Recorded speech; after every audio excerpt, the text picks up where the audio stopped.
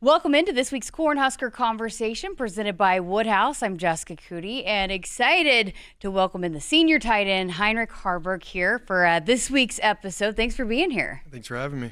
Well, another win, back in the win column. How did that one feel? I know you guys were really disappointed after the Minnesota loss, but to put one together and walk off the field where everybody contributed and to get back in the win column, how was that on Saturday? Yeah, I think it was really cool just to see throughout the week all the progress, all the work that we put into becoming the team that I think we showed we were on Saturday. It wasn't pretty all the time, but we just gritty and able to pull out the win. How has this team been? You guys do the Tell the Truth Sundays. How has this team been in accepting that and learning from the things that you guys do when you're going back and rewatching a game? Yeah, I think there's been a lot of growth from the first year that Coach Rule got here to this year. At first it can feel like on those days, especially after a loss like Minnesota, it can feel like you're being attacked personally if you don't have the right mindset going into it. So I think we've grown a lot, and a lot of those young guys have seen kind of the standard on how to take those Sundays and keep moving forward and continue to grow. Coach Rule talked about this time a year ago, when you get to 6, it's a whole different story. But different kind of expectations for this team this year, right? I mean, it's a milestone in college football, but you guys want more than just that 6th win, right? Absolutely. I think, last year it was a grind to get to 6. And after so many years of not being able to hit it, it kind of felt like, oh my gosh, we finally did it. But I think just this whole off season, before this year, we raised our expectations so high that honestly for me, I didn't even realize that was 6 wins. We're bowl eligible. After Saturday, I was just okay. It was a great win. But we got to continue. We're trying to win out. We're trying to go do these huge things. It's great to celebrate, but can't get caught up in that. Okay, so we chatted with you after the Maryland win, and you were really emotional, really fired up. Just what were the emotions for you when you guys go win a big one on the road at Maryland? Why were you kind of reacting in that way? A lot of times you're not that guy that shows a lot of the emotion, so why was it coming out for you in that win over Maryland? I think personally for me, I think there's a little bit of it was just kind of selfishly. I was able to contribute. Mm-hmm. And you make that play on the sideline. And so, being able to feel like I had a part in that. And I think also just so many years of not being able to pull out those games, especially on the road. And you're finally being able to feel like, I was able to help us do that. So I think that was a big part of it. But I think also just the feeling of we never faltered on the sideline. We never there's never usually in the past you could kind of feel oh no, here we go again. There was just none of that, and we just kept we continued to just move and say what's next. How have you liked playing tight end? It's been a great experience. There's so much growth. Every single day, it's just continually trying to make just not even leaps and bounds, just at this point, just taking steps every single day on blocking, on route running, on, just all these different things. It's not as minuscule as it was when I was at quarterback. It was at quarterback, there's little things, but right now I'm just, there's just these bigger things I'm trying to work on. I remember talking to you after the win in the bowl game, and you said got a long way to go in terms of the blocking part of it. How do you feel in that and the growth in that area of your game? I feel like I've kind of, if anything, I've been able to figure out how to translate that physicality from running the football and, the willingness just to put my face in it, just continue to work on that. Obviously, there's a lot of technique that it'll take, years. It takes guys never stop working on it. George Kittle, all those great blocking tight ends in the NFL, they never stop working at it. So I know that's something that I'm gonna have to chase for a little bit, but I'm excited for it. So take me back to the conversation that you started to have with Coach Rule about maybe the position switch and why you were open to it.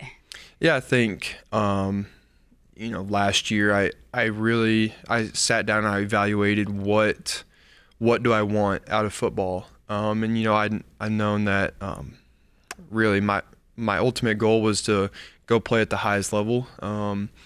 And so I sat down and started just kind of listing off, well, is it realistic for me to continue to progress in the way that I need to make the NFL as a quarterback? I think possibly. I think it would have been a monumental leap that would have had to occur in a year. I don't possibly, but I think that looking at my abilities and my traits, I think just tight end was the better path for me to accomplish that goal.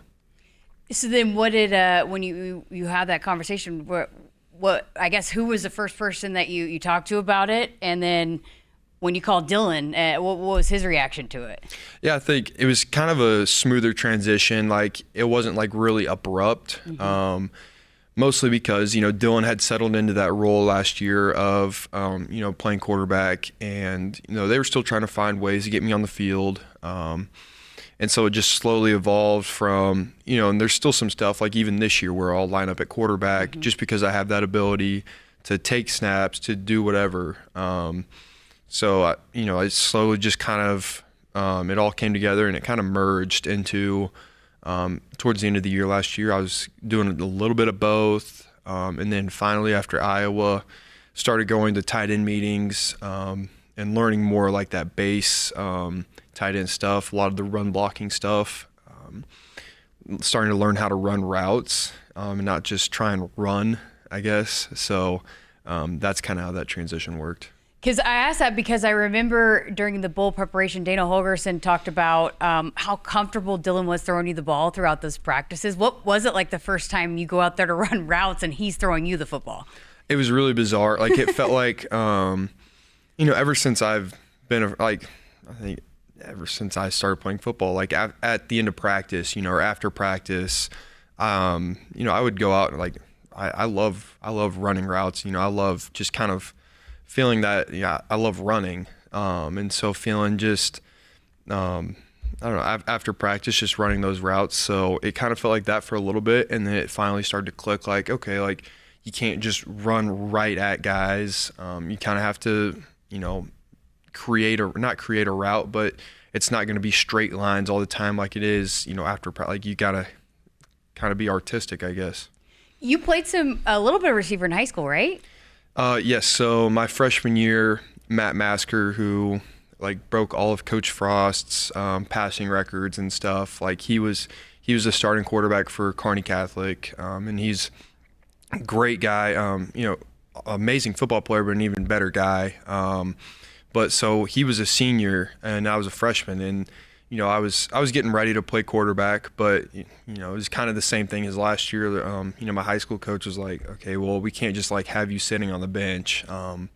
Get out there and run a couple go routes, and so it was a little bit of that, but nothing too crazy. Was the pass catching the most natural for you? I think so. I think quarterbacks just when you think about how many times quarterbacks take snaps, especially in the gun. Like that hand-eye coordination, especially you get to this level, half the time you aren't really looking at the snap as it's coming in. You just get so used to putting your hands where the snap is, that I think that helped me a lot. And then also, how many times you play catch, just thousands upon thousands of reps of catching balls before you throw it back. So I think that came pretty naturally. There's still some stuff that it's a little bit different when you can feel a safety coming down, you can't turn your hands or something, you can't try and body catch it just because you're scared, you still have to extend. So there's still a little bit of learning curve to that, but I'd say that was one of the easier things. When you make this decision, almost a year ago now, did you expect that you'd have as big of a role in just a short year for this offense and in this new position? Yeah, I wasn't really sure, and at the time, we still had that tight end room was full. There's a lot of really talented guys. Carter was starting to transition over too. So, I wasn't really sure what my role would look like. But I mean, I wasn't, what that didn't deter me at all. I knew all I can do is just try and develop every single day and, hopefully get an opportunity to put some good stuff on film and, maybe get a chance to the next level. It's been awesome to watch on the sideline when you have those big blocks. I mean, everybody is so fired up about it. Did you expect to be so excited when you lay down as the big blocks that you have done and been a part of this year? I think like I said earlier, as I started to figure out like that blocking is just like, it's kind of like putting your head down and trying to run through somebody. I do enjoy that. I think it's one of the only times like, you can be that physical and, not get arrested, I guess. So I think there's some times where, that those are exciting blocks, but, you have to make sure that you use the correct technique. Like you can't just like go screaming in, like, bending at the waist and just get thrown. You still have to remember that, there's usually a running back or someone right off your butt. So you have to, create a base and, continue to drive them after you make contact. So that's what I've been working on. What is that like though on the sideline when you come back and you've been on the quarterback side of things, you've been running the football, but when you are on the other side of it and you go back and you look at those iPads and everybody is just going crazy on something that you've done that there's a different part of the play than maybe you've been in the past. Absolutely. I mean, it's really cool, especially, I don't know if maybe it's just so new. I don't really realize it sometimes. Like the Houston Christian one, I think was like I didn't realize how loud it was until like, I saw a replay of it on the TV copy and like, you can hear, like, it sounds like a crack. I mean, almost like a gunshot. Like, and so like, that's a little like, I didn't realize like that. And, so being able to go back and look at that stuff is, it's pretty cool. So when you decided to make the transition, you have a special connection with a pretty good tight end that Super Bowl champion, All-Pro, College Football Hall of Fame. Tell us about Jay Novacek and the role that he played when you started having those conversations. Yeah, I mean, that was a really cool connection. I think it was right after the Iowa game we started going to the bowl game, and I think maybe it was my dad had a buddy who was friends with Jay, and he had texted me and asked, "Hey, is it okay if I give your number to Jay Novacek?" And, I'm going to be honest, like I had heard of the name before. I didn't really like understand like how good of a player Jay was and like the impact that like he had. So I kind of went and looked it up. I was like, absolutely, like I would love to get in contact with Jay. And so we texted before the bowl game, and then after the bowl game texted a little bit more. Actually got on a call and just talked about some stuff. And then over the summer, I was able to finally connect with him down in Dallas. We got to work out for, I think, 2 days. So just having that connection and like how, like, just like listening to him and like what he talks about. I mean, it doesn't matter what era you play in. If you're that good, there's so many things to take from him. So, what was his number one piece of advice for being successful at the tight end position? I mean, there's a lot of stuff. He kind of got on a little bit of a roll for a little bit. And so I was just trying to like gather like everything as much as I could. Cause I mean, as you can imagine, I was swimming in it a little bit. But I think just like for him, just like having that connection with the quarterback and like if you don't know what to do, like you can't, be creative with it. And that's kind of what he talked about was like he got to a point in his career where he'd put his own little twist on things, but he was so dialed in with Troy Aikman that they just knew what was going to happen, and Troy just put it right on him. Could you relate to that because you felt that when you were on the other side of it, when you were the quarterback? I think so. I mean, I think I felt that a little bit with Thomas Fidone. Mm-hmm. I mean, Thomas and I had spent I mean, we'd been thrown together since sophomore year of high school. And so there's times where, I mean, I kind of knew what Thomas was going to do, or like where to put the ball for Thomas. And, I think there's a little bit of that I connected with, but it's really cool to hear from him. You could have left to play quarterback somewhere else, and you've talked about this, just that your loyalty is big for you, and you wanted to be loyal to this program and be a part of this. Where does that come from for you, that you're wired that way, where you wanted to stay here and stick it out here, and even if that meant a position switch? I think a lot of it came from growing up, and, my dad didn't really talk about when he played here that much. He didn't really share that many stories, but I knew that was something that he was proud of. And unfortunately his career got cut short, severed a nerve in his neck in his second year here. So, I couldn't go, there's no clips of my dad. But I remember going online and trying to find any piece of information I could about him and trying to see that. And, I think just thinking about in 15, 20 years when I have kids, or, when I have kids growing up, I want them to be able to look up, Heinrich Haarberg highlights or whatever it is, and, be proud of their dad. I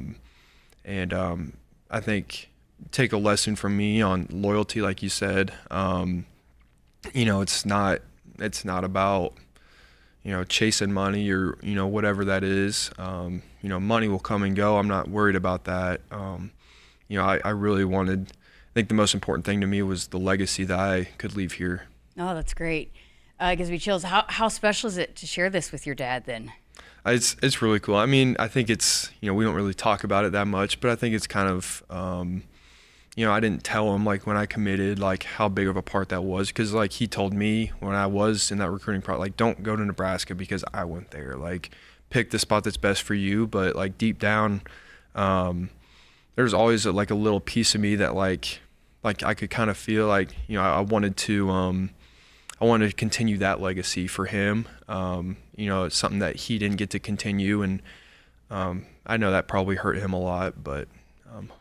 Your story and what you've just talked about, Husker Nation loves and they appreciate so much. Do you hear some of the roars that you get from Husker Nation? I do. It's harder in the game to really appreciate it because you're in my mind, you go into the game and you're trying to block someone and or you catch a touchdown. I'm not worried about. I obviously I appreciate it. I don't want anyone to think that I don't. But in the moment, I think I love to celebrate with my teammates, and I think just all the progress, all the work that I've put in the off season with those guys, that's really in the moment what I care about the most. But it is really cool to, like I said, on some of those TV copies, you can hear it, and that is awesome to hear. Got to be pretty neat, maybe a full circle moment for you. I mean, you were cheering in the stands like that at one point for somebody else, and now they're doing it for you. It is really cool. I think sometimes I'll we'll be coming out of the tunnel walk, and I'll look up and find the spot that I sat in one spot for 3 years straight, or there's a couple of different spots. I remember one of the first games I remember was sitting with my grandpa, in some certain seats, and he's had those seats forever. But looking up and they're kind of at the top row of the south section, and so just remembering those, and even when we're running, we'll run the south stadium sometimes, and thinking about we'll run right past the seats, it is it gives me chills sometimes, just kind of imagining 10-year-old Heinrich sitting right there, just kind of how cool and how proud he would be. That's amazing. All right, well, let's circle back, talk this week. You got the win, but I know you after the game, locker room, coach Rule, still lots of things to improve on. What are some of the things for offensively you guys are really focusing on this week before you head into this matchup with USC? I think a lot of it is just like the physicality, continuing to build on it. In everything that we do, like as tight ends, it's run blocking, it's chipping D ends, it's whatever it is. Trying to affect the defense, and when you do that, you give your quarterback more time. Every time that you hit a defensive end, hopefully it prevents them from rushing the passer harder the next play. So just trying to give Dylan more time and continuing to run the ball really well, I think is important for us this week. Speaking of that, how about Emmett Johnson and the season he's having? It's unbelievable to, especially sometimes like I'll be blocking and all of a sudden I'll just kind of feel everyone run past me, and you see Emmett just like darting every single which way, like break this guy, run over this guy, and then fall forward for like 8 more yards. It's like, oh my gosh, and so that's really cool to see. And I know like how much work he's put in, like how far he's come. Like even if you think about like going back to this point last year, like I don't know if Emmett had really like emerged yet as he was still fighting for reps. And so just the role that he's taken on and like the load that he carries every single Saturday. Okay, so what are kind of the biggest keys in this one for you guys against this USC defense? Yeah, I mean, I think they're USC. They're a perennial powerhouse. They can recruit. They've got athletes all over the field, but I believe that we match up just as well with them. I think we have athletes everywhere too, and so there's no fear, but it's all respect. We know that they're going to come in here and, they want to run the ball too, and their defense wants to get after the passer. And, they got gashed, by Notre Dame, and, they're probably going to come in here thinking to stop the run too. So I think, like I said, it's all about physicality and taking it to them. They're a tough squad, so it doesn't matter what the weather is. I think they're going to come ready to play. You excited for a night game inside Memorial, a Blackout? It's going to be pretty cool in there. It's awesome. I mean, like even today at practice, after practice, you look up, like you see the black flag, and it's just like that kind of I think triggered something in me, like, oh, like this is going to be like they're for real about this. Like this is a Blackout. Like we're wearing black. Hopefully the whole stadium's wearing black, and it's by 6:30. I think 6:30 to kick off. Like, I mean, it'll be dark, and so, it'll be really cool environment. But I mean, at the end of the day, it's 11 on 11. So this crowd can help, though, right? Absolutely, yeah. And I should take it back. I heard Coach Rule's comment about the, obviously A&M has the 12th man thing, and but I think I think the coolest thing I see on like the Jumbotron is like the statistic about fan when they cause the fan, yes, the penalties. Yeah, and I think that's really cool. Like as we continue through the season, like that has a huge effect. Like 5 yards on first down, like people don't realize like how big of a change that is in an offensive coordinator's like. Oh, like it's 1st and 15 now. Like shoot, like now I can't just like run the ball 3 times and like maybe get a first down. Like I gotta air it out a little bit, and that gives us a chance to, sack the quarterback. Great stuff. What a great conversation. Appreciate you spending some time, and best of luck this weekend against USC. Thank you. Tight end Heinrich Haarberg here with us on this week's Cornhusker Conversation, presented by Woodhouse. Woodhouse has been a trusted partner in your everyday since 1975. Shop for your next vehicle with the home team at Woodhouse and the official auto dealer of Nebraska Athletics.